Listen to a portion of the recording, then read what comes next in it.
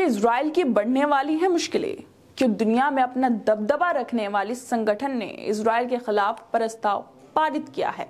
अब गाजा में और नरसंहार नहीं कर पाएगा नेतन्याहू, उसको अपनी फौज को वापस बुलाना पड़ेगा, क्योंकि सीज फायर के पक्ष में दुनिया के बड़े देश फ्रांस, स्पेन, बेल्जियम ने भी इजराइल के खिलाफ मोर्चा खोल दिया है, जिसके बाद अब गाजा में नेतन्याहू का युद्ध रोकना पड़ेगा।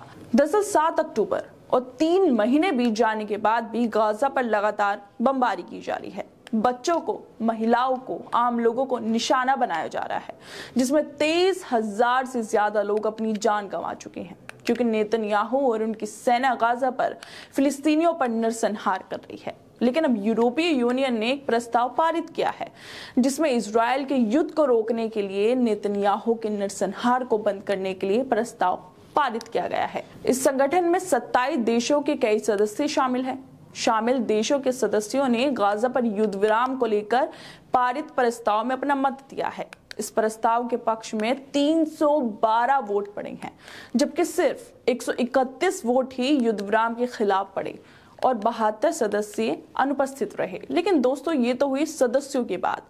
अब आपको बताते हैं कि कौन कौन देश गाजा के नरसंहार में युद्ध विराम के पक्ष में रहा और कौन विपक्ष में। इस प्रस्ताव के पक्ष में Belgium, Bulgaria, Croatia, Cyprus, Denmark, Estonia, Finland, France, Greece, Ireland, Latvia, Luxembourg, Malta, Poland, पुर्तगाल, स्लोवेनिया और स्पेन रहे। और वहीं युद्ध विराम के विरोध में ऑस्ट्रिया और चेक गणराज्य रहे, जबकि Germany, Hungary, Italy, Lithuania, Netherlands, Romania, Slovakia और स्वीडन जैसे देशों ने कुछ भी कहने से परहेज किया। लेकिन इस प्रस्ताव के पारित होने के बाद सवाल ये उठता है कि क्या वाकई इस प्रस्ताव से नेतन्याहू को रोका जा सकता है? क्या उसकी सेना को वापस इजराइल भेजा जा सकता है?